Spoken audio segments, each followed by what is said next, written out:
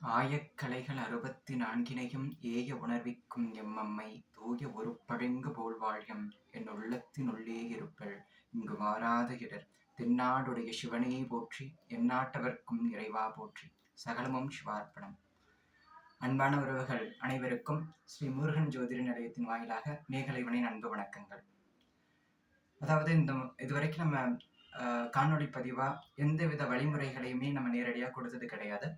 முதல் முறையா மார்கழி மாதத்திற்கான ஒரு சிறப்பு விசேஷமான ஒரு பதிவுகளை நம்ம கொடுத்துருவோம் அப்படின்ற ஒரு எண்ணத்தோடு இந்த பதிவை நம்ம வெளியிடுறோம். பொதுவாக பார்த்தீங்கன்னா ஒவ்வொரு மாதங்களுக்கும் விசேஷமான சில சிறப்பு இயல்புகள் உண்டு. அந்த வகையில மார்கழி மாதம் அப்படின்றது, அதாவது மார் அப்படின்னா முதல்ல பொருள் தெரிஞ்சுக்குவோம். மாரி அப்படின்ற சொல்லல, மாரினா மழை. மழை காலம் கழிந்து அடுத்து வரக்கூடிய ஒரு நல்ல ஒரு காலத்தினோட தொடர்ச்சி அப்படின்ற அமைப்புகளுக்காக ஒரு சூழ்நிலை நல்ல நிலையாக மாறப்போகுது அப்படின்ற ஒரு அமைப்புகளுக்கான இதுதான் மார்கழி அப்படின்ற ஒரு விஷயத்தான் வச்சிருக்காங்க. அதே மாதிரி சித்திரையிலேருந்து ஒவ்வொரு மாதத்துக்குமே பல்வேறு சிறப்பு இயல்புகள் இருக்கு. மார்கழி மாதம் அப்படின்ற அமைப்புகளுக்கும் அது மாதிரி தனித்துவமான இதுல வடமொழியில கூட இதை சமஸ்கிருதத்துல சொல்லக்கூடிய அமைப்புகள் அப்படின்றது மார்க சீரிஷம் அப்படின்னு சொல்லுவாங்க. மார்க்கம் அப்படின்னா வழி அப்படின்றதின் பொருள். சீரிஷம் அப்படின்னா சிறந்த, உயர்ந்த, நிறைவான நல்ல வழிகள் அப்படின்றது அதோட பொருள். மார்க்க சீரிஷம், மிருக சீரிஷம் நட்சத்திரத்துக்கு இல்லையா, அந்த விஷயங்களை சொல்றது வழக்கம் உண்டு. ஸோ ஒரு இறைவனை அடைவதற்கும் இந்த பூமியில் பிறந்த ஒவ்வொரு மனிதனும் அடுத்த நிலையும் மேன்மையான ஞான நிலை அடைவதற்கும் ஒரு ஒரு மிகப்பெரிய ஒரு நல்ல நிலையாக இருக்கக்கூடிய மாதம் அப்படின்றது மார்கழி மாதம். மொத்தம் ஒரு 29 நாள். அதாவது சூரியன் ஒரு ஆன்மீக வீடான தனுர் ராசியில் சஞ்சரிக்கக்கூடிய காலகட்டம் அப்படின்றது இந்த மார்கழி மாதம் அப்படின்றது ஒரு மார்கழி மாதம் சொல்லக்கூடிய மாதம். சரி, ஓகே, இதுல என்னெல்லாம் செய்யலாம், எதெல்லாம் செய்யக்கூடாது, முதல்ல எந்த விஷயம் செய்யக்கூடாது அப்படின்றத பார்த்துருவோம். 29 நாட்கள் குறிப்பா உணவு முறைகள்ல அசைவ உணவுகளை தவிர்ப்பது மிகவும் சால சிறந்தது. அது ரொம்ப முக்கியமான விஷயம். அதுக்கு அடுத்த அமைப்பு அப்படின்றது வீடு குடி போகிறது. ஏன்னா ஜோதிட ரீதியான சில அமைப்புகளையும் நம்ம எடுத்துப்போம். அதுக்கப்புறம் என்ன பின்பற்றலாம் அப்படின்ற விஷயத்தையும் நம்ம கொண்டு வந்துடலாம். ஸோ வீடு குடி போகக்கூடிய அமைப்புகள் அப்படின்றது தவிர்க்க வேண்டிய விஷயம். பால் காய்த்தல் அப்படின்னு பால் காய்ச்சி விருக்க பிரவேசம் பண்றது அப்படின்ற அமைப்புகளுக்கு இது சரியான அமைப்புகள் கிடையாது. திருமண அமைப்புகள், அதுக்கான இதை பார்க்கறது, அந்த மாதிரி அமைப்புகள், அதாவது வரன் பார்க்கறதுக்கான பொருத்தம் பார்ப்பது, அந்த மாதிரி விஷயங்கள் எல்லாம் செய்யலாம். ஆனா திருமண காரியங்கள் அப்படின்ற அமைப்புகள் அப்படின்றதுக்கு இந்த மாதம் அப்படின்றது சரியான மாதம் அப்படின்றது கிடையாது. ஸோ அதாவது திருமண விவாகம் செய்வதற்கு சரியான மாதம் அப்படின்றது கிடையாது. மற்றபடி வண்டி வாகனம் வாங்குறது, இந்த மாதிரி அமைப்புகள்லாம் குறை சொல்லக்கூடிய அமைப்புகள் கிடையாது. இல்லை, ஒரு நல்ல மாதம் அப்படின்றதையும் வச்சுக்கலாம். இன்னும் குறிப்பா எப்பவுமே நம்ம முன்னோர்கள் எல்லாமே அறிவியல் பூர்வமாக தான் எல்லாத்தையும் அணுகியிருக்காங்களே தவிர எந்த இடத்துலையும் மூட நம்பிக்கைகள் அப்படின்றது கிடையாது. அதுவும் தமிழ் சமுதாயம் அப்படின்னு சொல்லக்கூடிய பாரம்பரியமான சைவ சித்தாந்தம் அடிப்படையான சில விஷயங்களை பொறுத்த வரைக்கும் எல்லா நிலைகளிலுமே ஆழ்ந்த அர்த்தம் அப்படின்றது நிச்சயமா இருக்கு. ஸோ அந்த வகையில மார்கழி மாதம் ரொம்ப விசேஷம், இறைவனோட இது பண்ணணும் அப்படின்ற அமைப்புகளுக்கு முதன்மையான காரணம் அப்படின்றது காற்றே கடவுள் அப்படின்ற தத்துவம் நம்மளோட விஷயங்கள் அதிகமா இருக்கு. ஸோ மார்கழி மாதத்துல எப்பயுமே ரொம்ப நேரத்துல எந்திரிக்கணும் அப்படின்ற ஒரே விஷயம் அப்படின்னா, காலையில அந்த பிரம்ம முகூர்த்தம் நேரம் அப்படின்னு சொல்லக்கூடிய காலகட்டங்கள்ல அதிகப்படியான அந்த ஓசோனுடைய அந்த இறக்கம், பூமி ஒரு ஒரு வித்தியாசமான ஒரு அச்சுப்பாதைக்குள்ள போகும்போது அந்த வானத்தில் இருக்கக்கூடிய அந்த குளிர்ந்த ஓசோன் O3 அப்படின்னு சொல்லக்கூடிய வாயுவோட நல்ல நீ அதிகமா எப்பவுமே காலை பொழுது பிரம்ம முகூர்த்தத்துல தொடர்புகளோட இருக்கும். ஆனா இந்த மார்கழி மாதம் இன்னும் எளிமையா அந்த விஷயத்தோட தொடர்புகள் இருக்கும் அப்படின்ற ஒரு அமைப்புகளுக்காக தான் மார்கழி மாதத்துல அதை தவிர வேற எதையும் செய்யாது அப்படின்ற அமைப்புகள் இருக்கு. இது ஒரு பீடை மாதம் அப்படின்னா கிடையவே கிடையாது.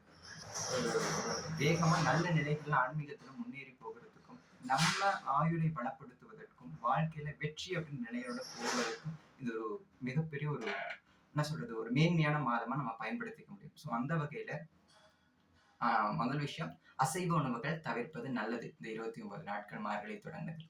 அடுத்த அமைப்புகள் அப்படின்றது வீட்டு குடி போகிறது, இந்த மாதிரி விஷயங்கள், அது கிரக பிரவேசம், இந்த மாதிரி விஷயங்களை தவிர்த்துக்கலாம். அது ஒரு அதை ஒரு பக்கம் வச்சுக்கலாம்.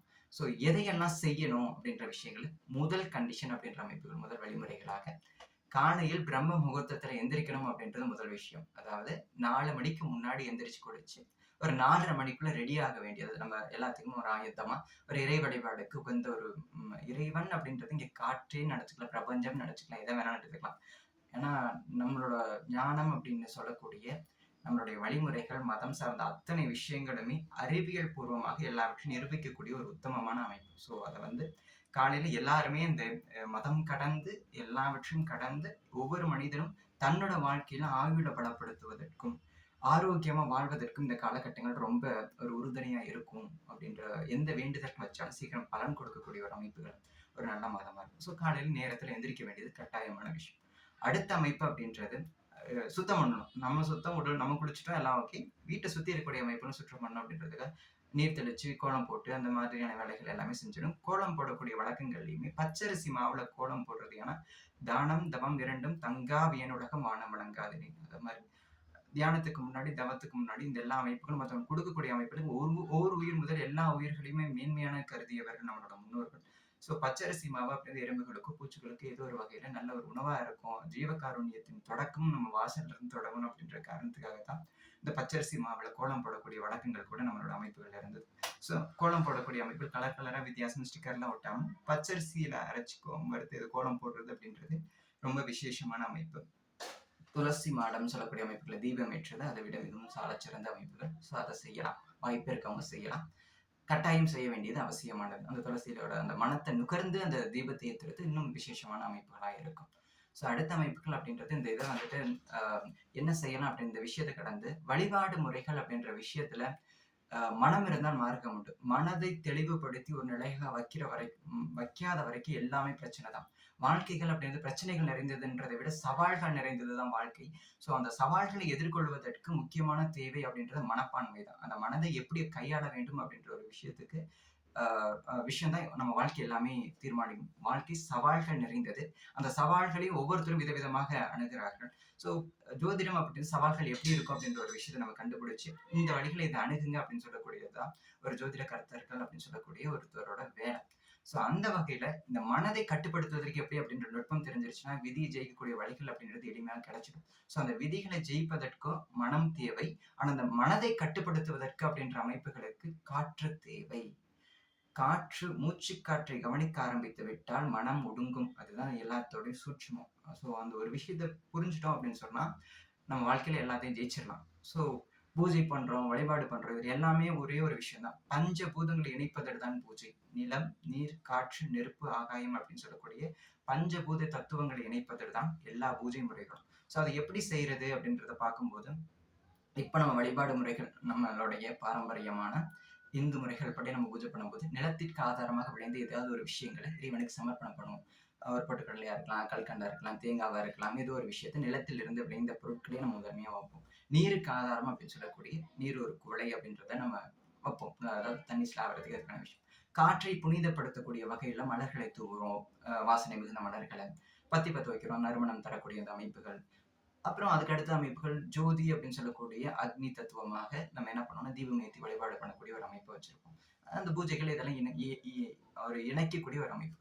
அடுத்த அமைப்புகள் அப்படின்றது வந்து பாத்தீங்கன்னா ஆகாய தத்துவம். நிலம், நீர் முடிஞ்சிருச்சு, காற்று முடிஞ்சிருச்சு, நெருப்புக்கு ஆதாரம் ஜோதி.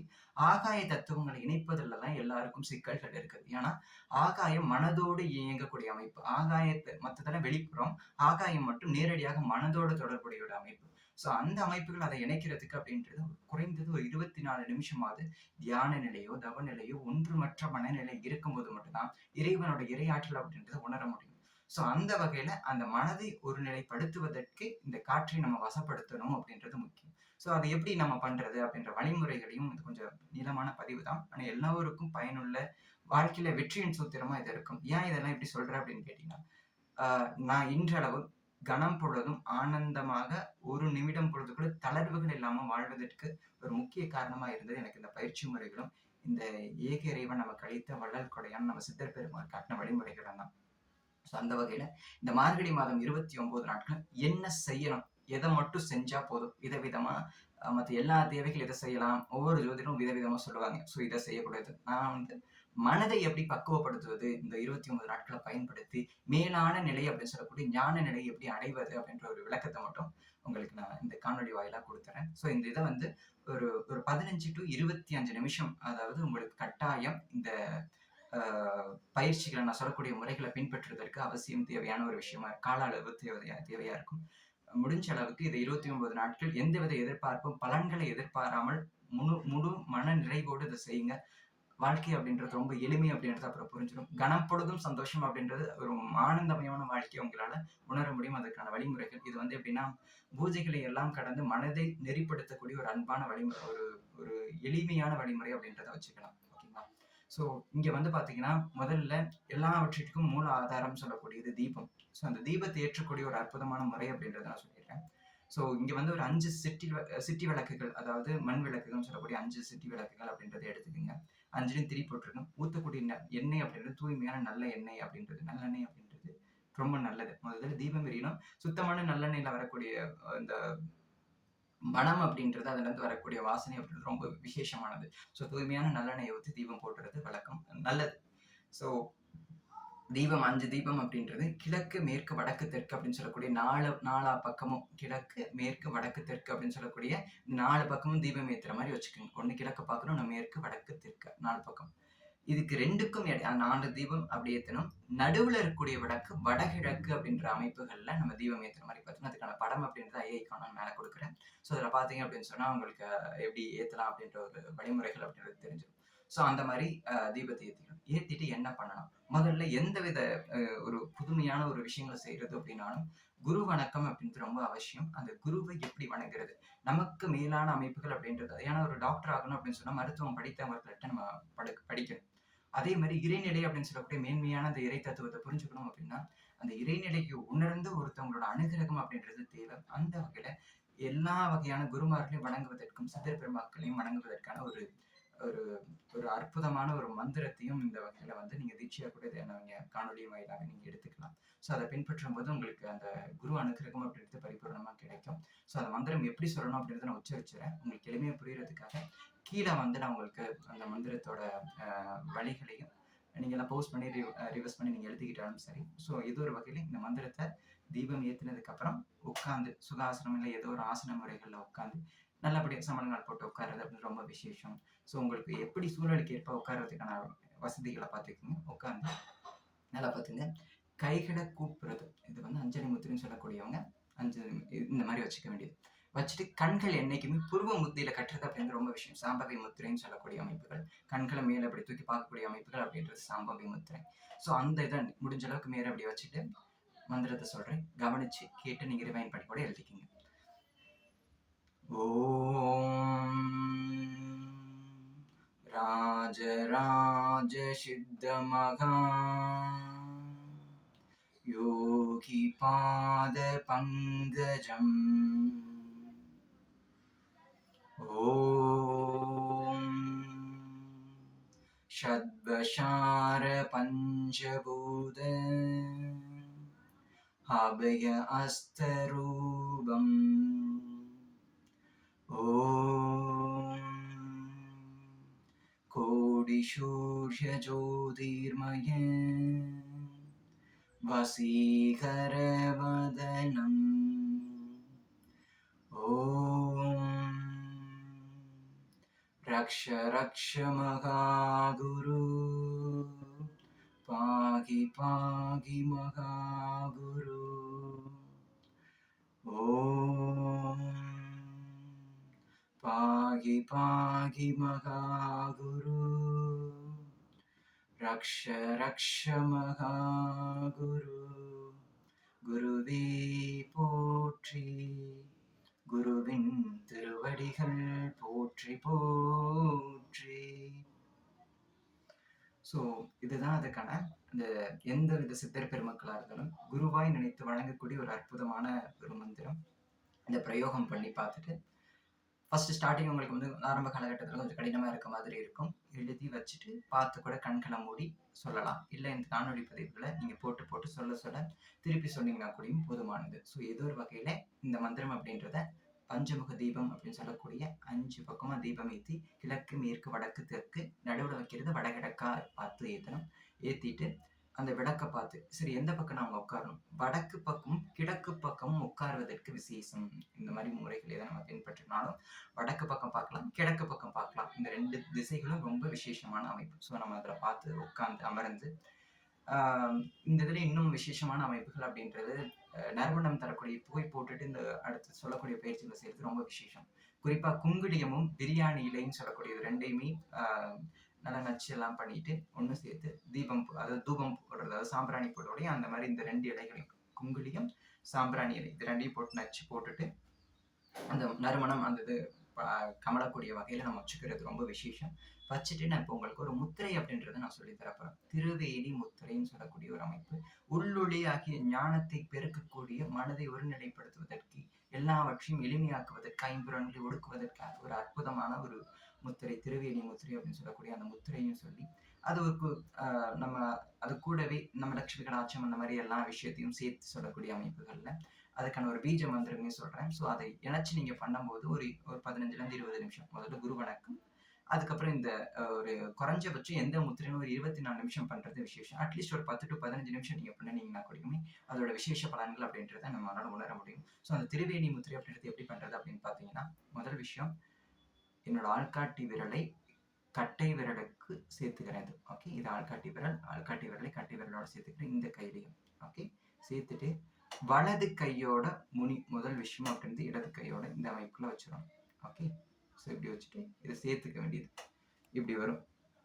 ஓகே, ஸோ இந்த மாதிரி சேர்த்துட்டு நம்ம நெஞ்சு பகுதி தொப்புள் பகுதி இது 2 கடையிலுமே அப்படி வச்சுக்கிறது அப்படின்றது ரொம்ப விசேஷமான அமைப்பு. ஸோ அதாவது இப்படி வைக்கணும். ஓகே, ஸோ அதை இப்படி வச்சிட்டிங்க அப்படின்னா அந்த இந்த பக்கம் கைகள் அப்படின்றது நல்லா கோத்து இருக்கக்கூடிய அமைப்புகளை வச்சுக்கணும். ஸோ வச்சுட்டு மந்திரங்கள் அப்படின்றது எல்லாவற்றிலும் மென்மையான மந்திரம் அப்படின்றது ஓம்காரம், ஓம் அப்படின்னு சொல்லக்கூடிய அமைப்புகள் ரொம்ப விசேஷம்.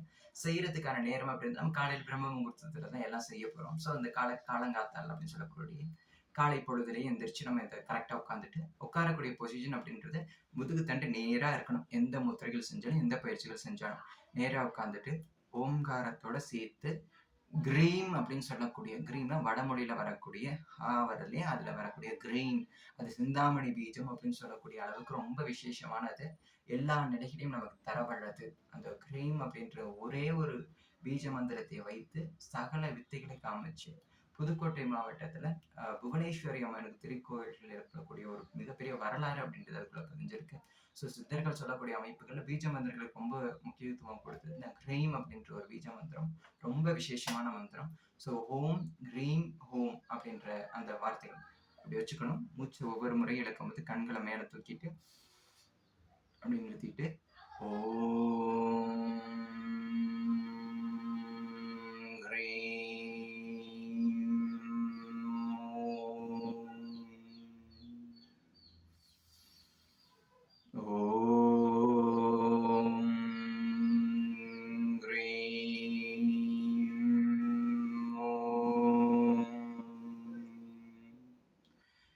மாதிரி முறைகள், அதாவது கைகளை அப்படி வச்சுக்கிறோம். மூச்சு ஒவ்வொரு முறையும் உள்ள இழுத்துக்கிறோம். ஓம் கிரீம் ஓம் அப்படின்னு சொல்லக்கூடிய அந்த மந்திரத்தை உச்சாரிச்சு ஒரே மூச்சை இழுத்துக்கிட்டு மூச்சை வெளியே விடும்போது மந்திரங்களும் சேர்ந்து வெளியேற்றுறது அப்படின்றது ரொம்ப விசேஷமான அமைப்பு. இதை செஞ்சுட்டு ஒரு 24 நிமிஷம் அப்படின்றது கண்டினியூஸா செய்யறது. இதோட பலன்களை நம்ம அபரிவிதமா பார்க்க முடியும். ஸோ 24 நிமிஷம் நீங்க இந்த திரிவேணி முத்திரைன்னு சொல்லக்கூடிய இந்த மகா முத்திரைகளோட இந்த பீஜ மந்திரத்தையும் உச்சரிச்சு ஒரு 24 நிமிஷம் முடிச்சிட்டிங்க அப்படின்னா புத்துணர்வு அப்படின்றது உடம்பு ஃபுல்லாக அப்படியே பெருகி இருக்குது. உங்களால் உணர முடியும். அந்த நாள் ஃபுல்லாக எதை தொட்டாலும் வெற்றி அப்படின்ற நிலையே இருக்கும். குறிப்பாக வாழ்க்கையில் வெறும் கடன் பிரச்சனை, தொந்தரவு, வாழ்க்கையில் ஒரு நிம்மதி கிடையாது, யாரையும் வசீகரிச்சு எந்த பிரச்சனைக்கும் முக்கியமான காரணம் அப்படின்ற அமைப்புகள் அப்படின்னா மற்றவங்களை கவர்ந்து தன் நகத்தில் வச்சுக்க முடியாததான் பாதி பிரச்சனைக்கு முக்கியமான காரணம். ஸோ அந்த வகையில் அதை உங்களால் செய்ய முடிஞ்சது அப்படின்னு சொன்னால் வாழ்க்கையில் எல்லாமே சுலபமாயிடும். மற்றவங்களை ஈர்த்து கவர்ந்து தன்னகத்தை வைத்துக்கொண்டு எல்லாவற்றையும் ஆளக்கூடிய ஒரு அற்புத நிலையை தரக்கூடியது இந்த திரிவேணி முத்திரை. அண்ட சராச்சரம் ஃபுல்லா இருக்கக்கூடிய அந்த மகாபிரம்மத்தை தனக்குள்ளே உள்வாங்கி இந்த விஷயங்களை செய்யறது அப்படின்றது ரொம்ப விசேஷம். ஸோ அந்த வகையில ஆரம்பத்திலேயே நம்ம செய்வது குரு வணக்கத்தோட இந்த முத்திரையும் சேர்த்து செஞ்சுட்டு இறுதி நிலையா இதுக்கு ஒரு 15 நிமிஷம் ஆயிடும் இல்லையா. ஸோ இறுதி நிலையா அப்படின்னு தட்டு முத்திரைன்னு சொல்லக்கூடிய முத்திரை, அதாவது கைகளை எப்படி வச்சுட்டு நம்ம எப்படி வைக்கிறது நெஞ்சுக்கு நேரம் எப்படி வச்சுக்கிறோம். ஓகேவா. ஸோ இப்படி வச்சுட்டு நல்லா மூச்சு காற்று உள்ள அதே மாதிரி நல்லா எடுத்துட்டு ஓம் மகா பிரம்மமீ நமக. ஸோ இந்த முறைகள் ஓம் மகா பிரம்மமே நமக அப்படின்னு ஓம் ஒரே டம்ளர் மூச்சு காற்று உள்ள எடுத்து மகா பிரம்மமே நமக அப்படின்றத நம்ம முடிச்சுட்டு அந்த என்ன சொல்றது, அந்த மூச்சு காற்று உள்ள இழுக்க போகும்போது, இந்த மில்கி வேன்னு சொல்லக்கூடிய அண்ட சராசரத்துல இருக்கக்கூடிய அந்த மிகப்பெரிய அந்த ஒளி பேராற்றல் எல்லாமே உங்க உச்சந்தலைக்குள்ள ஊடுருவதா பாவனை பண்ணி, இந்த ஓம் மகாபிரம்மவே நமக அப்படின்றத ஒரு ஸ்லோகத்தை நீங்க ஸ்லோகம் அப்படின்றத விட எல்லா மந்திரங்களையும் கடந்து மிகப்பெரிய ஒரு ஆளுமைக்கு இருக்கக்கூடிய ஒரு அமைப்புகள் அப்படின்றது பிரம்மம் அப்படின்னு சொல்லுவாங்க, ஒன்றுமற்ற நிலை அப்படின்னு சொல்லக்கூடிய அமைப்பு. ஸோ அந்த ஏகாந்தமா இருக்கக்கூடிய அந்த மகாஸ்வரூபத்தை நம்ம வணங்குவதற்காக ஒரு ஒப்பற்ற ஒரு மந்திரமா சித்தர் பெருமக்களால் கொடுக்கப்பட்ட மந்திரங்கள் இது மகாபிரம்மம்னு சொல்லுவாங்க, சிவன் சொல்லுவாங்க, ஒவ்வொருத்தவங்களுக்கும் ஒரு மாதிரி வச்சிருக்காங்க. ஆனா மகாபிரம்மம் அப்படின்ற ரா இம் ஹம் அப்படின்ற அந்த வார்த்தைகள் அப்படின்றதுக்கு அவ்வளவு பெரிய பேராற்றல் அப்படின்றது இருக்கு. ஏன்னா ஒவ்வொரு எழுத்துக்களுமே மிகப்பெரிய ஆற்றல் மிக்கது. ஒளிகள் வந்து வாழ்க்கையில எதை வேணாலும் மாற்றக்கூடியது. உதாரணத்துக்கு ஒரு ஆணி எடுத்து தரையில போட்டு தேய்க்கும் போது கிச்சு கிச்சுன்னு சொல்லும்போது பல்லெல்லாம் கூசும். யாரோ ஒருத்தங்க தீட்டுறாங்க, நமக்கு ஏன் கூசணும்? ஸோ ஒளிகளால் எந்த விஷயத்தையும் மாற்ற முடியும். நம்ம வாழ்க்கையில் இருக்கக்கூடிய எந்த நிலைகளையும் மாற்றுவதற்கு இது ஒரு மகா பெரிய அமைப்புகளா இருக்கும். ஸோ இந்த மகாபிரம்மே நமக்கு எத்தனை முறை சொல்லணும்? 16 வகையான செல்வங்கள் நமக்கு வேணும் அப்படின்ற ஒரு ஒரு இலக்கோட இந்த மகாபிரம்மத்துக்கிட்ட ஒரு 16 முறை ஓம் மகாபிரம்மே நமக்கு அப்படின்னு சொல்லும்போது அந்த 16 வகையான செல்வங்களும் கிடைக்கும் அப்படின்றது ஐதீகம். அதே வகையில இது வந்து ஒரு தனி மனிதன் செய்யக்கூடிய ஒரு மகா யாகத்துக்கு சமம். ஆயிரக்கணக்கான வேள்விகளை நடத்தி கிடைக்கக்கூடிய பலன்களை காட்டிலும் இந்த தட்டு முத்திரையில் வைத்து இந்த மாதிரி சொல்லக்கூடிய இந்த அமைப்புகளுக்கான பலன் அப்படின்றது ரொம்ப அபரிவிதமான ஒரு அமைப்பு. ஸோ 3 முறை நான் சொல்லியிருக்கேன். காலையில் எந்திரிச்சோன்னே குளிச்சு அந்த எந்திரிச்சோடனே வீடு வாசல் அதெல்லாம் சுத்தப்படுத்தி அரிசி மாவில் கோலம் போட்டு ஜீவகாருண்யத்தோட நம்ம நாளை தொடங்கி துளசி மாடத்துக்கு தீபத்தை ஏற்றி அந்த மூலிகையோட அந்த காற்றோட நம்மளோட ஆரம்ப கால பொழுது தொடங்கி உள்ள வந்து ஆசனத்துல உட்காந்து பஞ்சமுக தீபம் அப்படின்றதை நம்ம ஏத்திட்டு குரு வணக்கத்தோட குருவை வணங்கி சித்தர்களை மனசார வேண்டி வணங்கிட்டு திரிவேணி முத்திரைன்னு சொல்லக்கூடிய அந்த மகா பிரம்மத்தை உள்ளக்கக்கூடிய அந்த முத்திரைகளோட சங்கமிச்சு மகாபிரம்மத்தை அதுக்கு ஒரு நன்றி தெரிவிக்கக்கூடிய 16 வகையான செல்வங்களை கூட சங்கல்பம் வைக்கக்கூடிய அமைப்புகள் இந்த தட்டு முத்திரைகளையும் செஞ்சு எல்லாம் முடிச்சுட்டு நீங்க அப்படி எந்திரிச்சு அந்த நாளை தொடங்கி பாருங்க. ஒரு இந்த மகாபிரம்மி நமக்கு அப்படின்னு சொல்லி எல்லாம் முடிச்சுட்டு ஏன்னா கண்களை மூடிதான் சொல்ல போறீங்க. கண்கள் மூடி எல்லாம் சொல்லி முடிச்சு 16 முறை சொல்லி முடிச்சுட்டு மனசுல கண்ணை மூடி அமைதியை உள்ள ஒரு ஆழ்ந்த அமைதி அப்படின்றது நிச்சயமா வரும். அந்த அமைதி கிட்ட உங்களோட வேண்டுதல்கள் என்னென்ன இருக்கோ எந்தெந்த வேண்டுகளா இருந்தாலும் சரி, இது வாழ்க்கையில இது வரைக்கும் இது முடியவே இல்லைப்பா, அதை நான் ஜெயிச்சே ஆகணும், அடைஞ்சே தீரணும் அப்படின்ட்டு இருக்கக்கூடிய லட்சியத்தை எல்லாமே சங்கல்பமா கடவுள்கிட்ட மனப்பூர்வமா சரணாகதி அப்படின்ற நிலைகளை சமர்ப்பணம் பண்ணிட்டு அந்த வாழ்க்கையை அந்த நாளை தொடங்கி பாருங்க. ஒரு 29 நாள் சேலஞ்ச் எடுத்து பண்ணுங்க. ஒரு சவால் தான் வாழ்க்கை எல்லாமே. எதுக்கோ செலவு பண்ணியிருப்போம், என்னென்ன விஷயங்கள் பண்ணியிருப்போம். இறைவனை பணத்தால் ஒரு காலமும் அடைய முடியாது. ஆழ்ந்து நம்பிக்கையும் அந்த மகாஸ்வரூபம் அப்படின்னு சொல்லக்கூடிய அந்த ஏக இறைவனிடம் சரணாகதி அப்படின்ற நிலையில கேட்கும் போதே வேண்டத்தக்கது அறிவோயினை வேண்ட முழுதும் தருவோயினை எப்போல்லாம் என்ன எனக்கு என்னென்ன எந்த கணம் பொழுதெல்லாம் வேணுமோ அப்பயெல்லாம் கொடுத்துட்டு இருக்காரு. மாணிக்கவாசகர் அதே மாதிரி பாடினாரு. ஸோ ஏன் இந்த சமகாலத்துல என்னென்ன விஷயம் நான் ஆசைப்படணும் அத்தனை விஷயம் எனக்கு கொடுத்து இன்ன வரைக்கும் எனக்கு அனுகிரகம் செஞ்சுட்டு இருக்கக்கூடிய அந்த மகா இறைவன் கிட்ட மனப்பூர்வமா சமர்ப்பணமாயி சரணாகதி அப்படின்னு நிலையை அடைங்க. வாழ்க்கை எல்லா நிலைகளையும் அப்படின்றது வெற்றி அப்படின்றது சர்வ சாத்தியமே. அதுல எந்த வித மாற்று கருத்தும் கிடையாது. விதிக்குட்பட்ட வாழ்க்கை அப்படின்றதுக்கு ஜோதிடம் தேவை. ஓகேவா? அதாவது நான் ஆடு மாடு இதெல்லாம் அப்படின்ற அமைப்புகள் எல்லாமே விதிக்குட்பட்ட 5 அறிவுகள் இருக்கக்கூடிய அத்தனையுமே உட்பட்டதுதான். ஆடை வந்து ஆட்டுக்கு வந்து 1 கிலோ மட்டன் கறியை வாங்கி கொண்டு போட்டு சாப்பிட முடியாது ஆட்டுக்கு. அதே வந்து ஒரு புலிக்கு வந்து போய் ஒரு புல்லு கட்டை கொடுத்து சாப்பிட முடியாது. அதெல்லாம் இதுதான் உணவு சாப்பிடணும் அப்படின்னு விதிக்கப்பட்டது.